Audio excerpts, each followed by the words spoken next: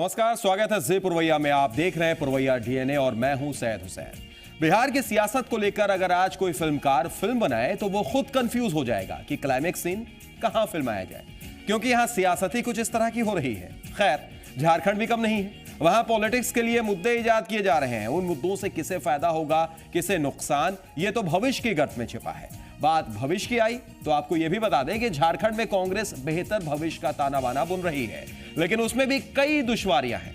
इन सभी खबरों का हम करेंगे डीएनए टेस्ट, साथ ही बताएंगे लाल लहू का काला कारोबार।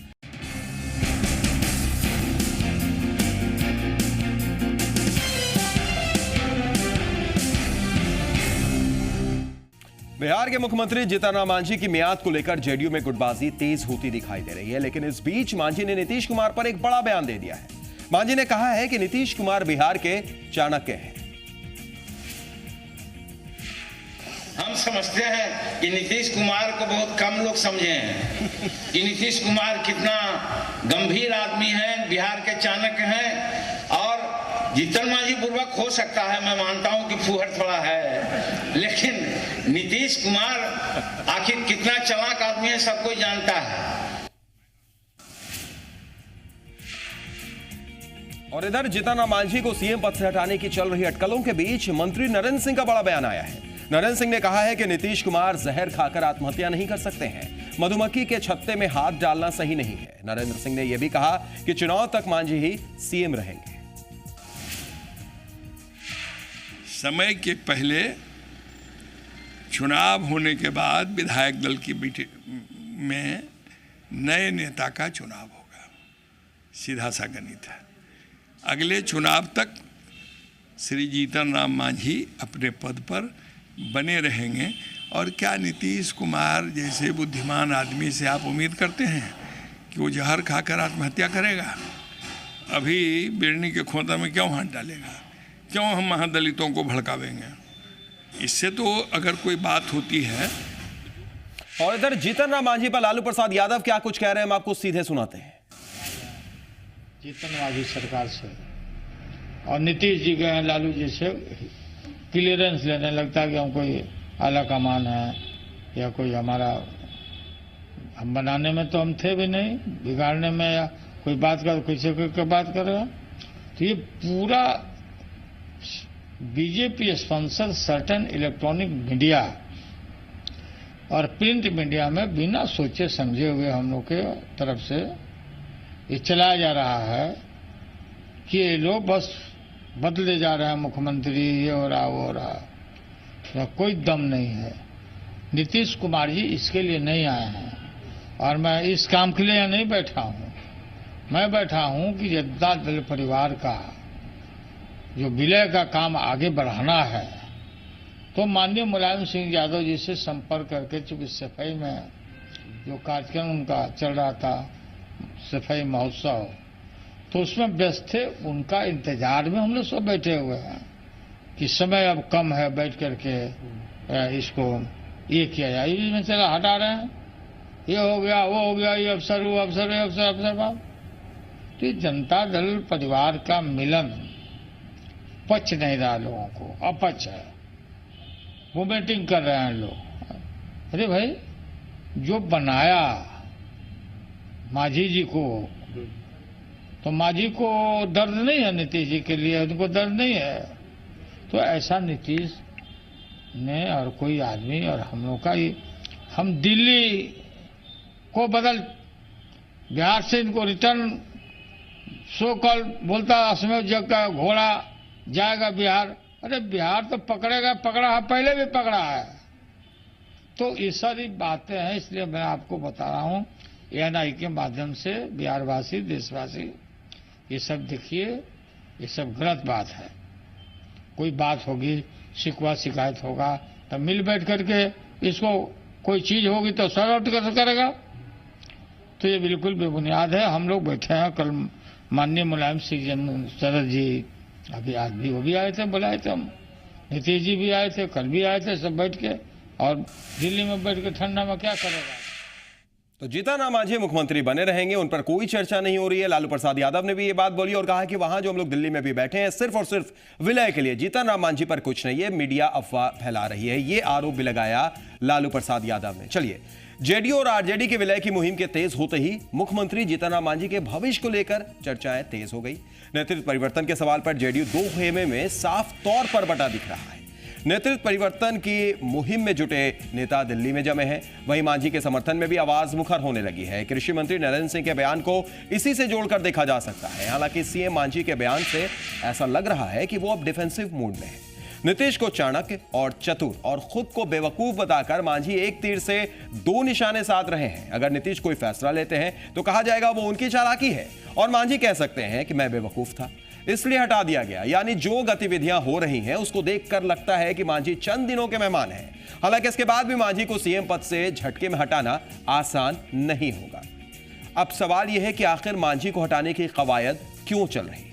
तो आपको बता दें कि मांझी के दलित और वंचित तबके में धीरे धीरे अपनी पकड़ मजबूत करने से जेडीयू का एक खेमा काफी परेशान है। इस खेमे को चिंता सताने लगी है कि मांझी ज्यादा मजबूत हो गए तो उनकी दुकान ही बंद हो जाएगी। ऐसे ही कुछ मंत्री मांझी को हटाने के लिए पटना और दिल्ली एक किए हुए हैं। सूत्रों के हवाले से खबर है कि विधानसभा अध्यक्ष उदय नारायण चौधरी और खाद्य उपभोक्ता मंत्री श्याम रजक ने भी दिल्ली में बिहार भवन जाकर नीतीश कुमार से मुलाकात की है। तो क्या समझा जाए कि जेडीयू में सीएम बनने को लेकर लॉबिंग तेज हो गई है।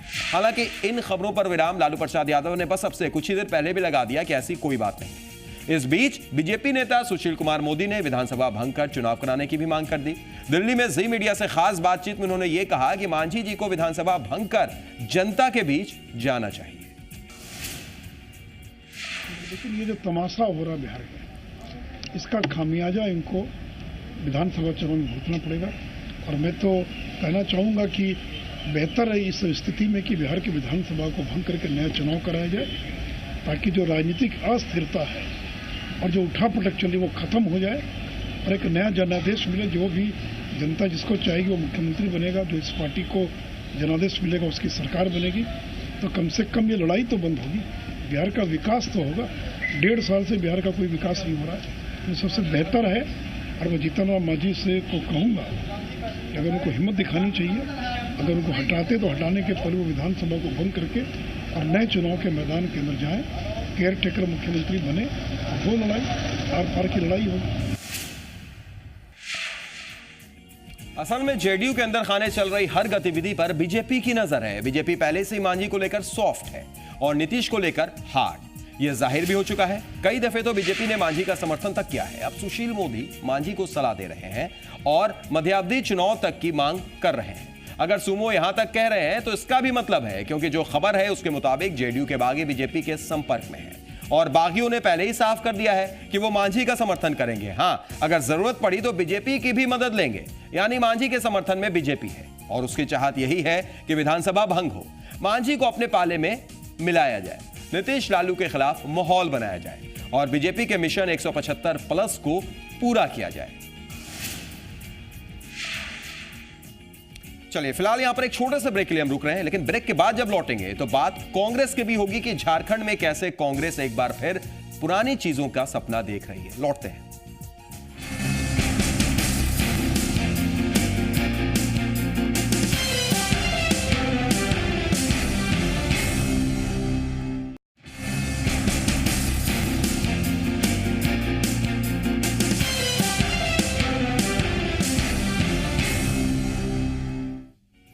ब्रेक के बाद स्वागत है। बात कांग्रेस की। कांग्रेस का साम्राज्य सिमटता जा रहा है। एक के बाद एक राज्य उसके हाथ से निकल रहे हैं। झारखंड भी कांग्रेस के हाथ से निकल गया। लोकसभा और फिर विधानसभा चुनाव में मिली करारी हार के बाद पार्टी को अब जनता की याद सताने लगी है। हालांकि इस बीच कांग्रेस झारखंड में फिर से उठ खड़े होने को बेचैन भी है और इसके लिए उसने 10 लाख नए सदस्यों को पार्टी से जोड़ने का लक्ष्य निर्धारित किया है। लेकिन इसके बाद भी चुनौतियां कई हैं।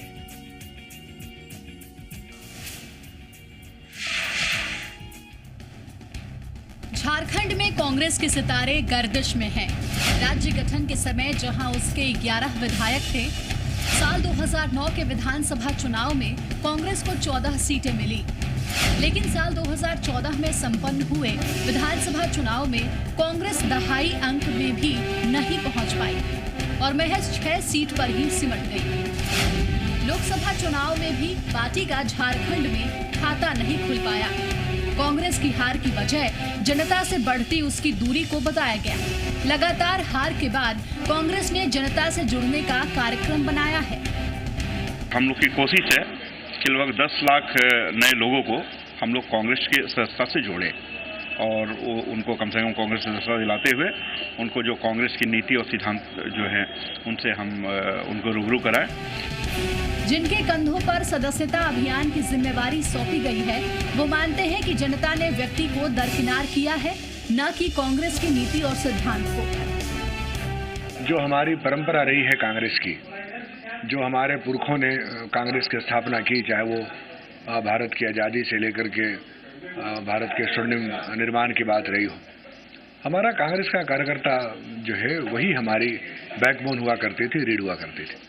और उसी के तहत हम जो है ये निर्णय और फैसला होता था कि हमको क्या किस रूप में लेके बढ़ना है। तो कहीं ना कहीं ये कमियां जरूर जो है हुई है। झारखंड में कांग्रेस भले ही संगठन को मजबूत करने की कवायद में जुटी है, लेकिन ये कड़वा सच है कि पार्टी के लिए काम करने वाले नेताओं की संख्या ना के बराबर है और जो नेता हैं वो कई गुटों में बटे हैं। अगर कांग्रेस को झारखंड में अपना जनाधार बढ़ाना है तो उसे इन बातों पर भी ध्यान देना होगा।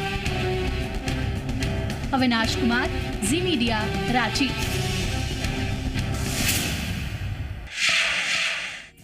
झारखंड में कांग्रेस के दुर्दशा के कारणों का पोस्टमार्टम करें उसके पहले आपको 2 साल पीछे ले चलते हैं, जब 1 अक्टूबर 2012 को कांग्रेस उपाध्यक्ष राहुल गांधी 2 दिवसीय झारखंड दौरे पर आए थे। तब उन्होंने स्वीकार किया था कि राज्य में कांग्रेस 2 खेमों में बटी हुई है। उस वक्त उन्होंने गुटबाजी खत्म करने की भी सलाह दी थी, लेकिन 2 साल बाद भी कांग्रेस की गुटबाजी खत्म नहीं हो पाई है। लोकसभा चुनाव से लेकर विधानसभा चुनाव में पार्टी को मुंह की खानी पड़ी, हार की समीक्षा हुई, पार्टी विस्तार पर मंथन भी हुआ, लेकिन गुटबाजी अब भी जारी है। और जब तक झारखंड कांग्रेस में गुटबाजी रहेगी तब तक लाख कोशिशें कर ली जाए, सार्थक परिणाम मिलना नामुमकिन है। वर्तमान में भी झारखंड कांग्रेस 2 गुटों में बटी हुई है। इनमें से एक गुट का नेतृत्व पूर्व प्रदेश अध्यक्ष प्रदीप कुमार बलमुचू, राज्यसभा सांसद धीरज साहू और पूर्व सांसद रामेश्वर उरांव कर रहे हैं, तो दूसरे गुट में प्रदेश अध्यक्ष सुखदेव भगत और प्रदेश कमेटी के दूसरे नेता हैं। दोनों तरफ से आरोप प्रत्यारोप का दौर जारी है। मामला दिल्ली दरबार तक पहुंच चुका है। कार्यकर्ता भी मानते हैं कि अगर कांग्रेस की गुटबाजी खत्म नहीं हुई तो आगे विधानसभा चुनाव में भी खाता खोल पाना मुश्किल हो जाएगा। ऐसा नहीं है कि झारखंड में कांग्रेस हमेशा हाशिए पर रही है। 1985 तक जब झारखंड बिहार का हिस्सा था तब यहां कांग्रेस की तूती बोला करती थी, लेकिन 1990 से झारखंड बिहार में कांग्रेस पर शनि का प्रकोप चला। कांग्रेस का पतन होने लगा। हर चुनाव में कांग्रेस की सीट घटती रही। 1990 में 43 से घटकर 20, 1995 में 20 से घटकर 14, 2000 में 14 से घटकर 11 और 2005 में 11 से घटकर 9 हो गई। हालांकि 2009 में पार्टी को 5 सीटों का फायदा भी हुआ, लेकिन 2014 में 8 सीटों के नुकसान के साथ कांग्रेस झारखंड में 2 क्षेत्रीय पार्टियों से भी पीछे हो गई। झारखंड में कांग्रेस के इस बदहाली के लिए पीछे गुटबाजी जितना जिम्मेदार है उतना है राष्ट्रीय स्तर पर उसकी उपेक्षा, क्योंकि झारखंड कभी भी कांग्रेस की प्राथमिकता सूची में नहीं रहा। 1-2 मौकों को छोड़ दिया जाए तो इसकी उपेक्षा कांग्रेस के केंद्रीय नेताओं ने भी की है। आज हालात ऐसे हो गए हैं कि झारखंड कांग्रेस में ऐसा कोई नेता नहीं जिसकी दिल्ली पर सीधी पकड़, जो सीधे सोनिया गांधी, राहुल गांधी से बात कर सके। तमाम पहलुओं पर गौर करने के बाद यह साफ होता है कि कांग्रेस के इस हालात के लिए कोई और नहीं बल्कि खुद कांग्रेस ही जिम्मेदार है। बहरहाल एक छोटे से ब्रेक के लिए रुकते हैं। ब्रेक के बाद हम बात करेंगे झारखंड के विधानसभा के विशेष सत्र की।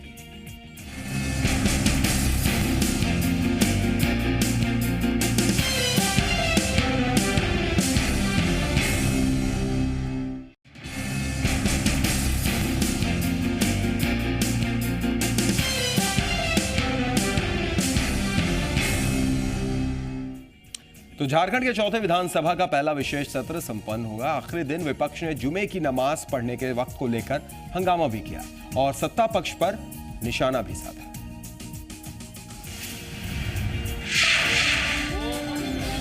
राजकुमार यादव जी, आपका झारखंड विधानसभा में जुम्मे की नमाज पढ़ने के समय की मांग को लेकर हंगामा हुआ। राजकुमार यादव जी, अपना दरअसल मुस्लिम विधायकों की ओर से नमाज पढ़ने के लिए 12 बजे के बाद कुछ देर के लिए कार्रवाई स्थगित करने की मांग की गई। विधानसभा अध्यक्ष ने सदन को स्थगित नहीं किया। हाँ, नमाज पढ़ने के लिए उन्हें सदन से जाने की अनुमति दे दी, जिसके बाद कांग्रेस, जेवीएम और जेएमएम के विधायकों ने हंगामा किया। सदन कर रहा है अध्यक्ष, ये राजनीति हो रही है अध्यक्ष महोदय। नेता प्रतिपक्ष हेमंत सोरेन ने सरकार पर परंपरा तोड़ने का आरोप लगाया। सदन सिर्फ संविधान से नहीं, लोक लाज परंपराओं से भी चलता है और विपक्ष की भूमिका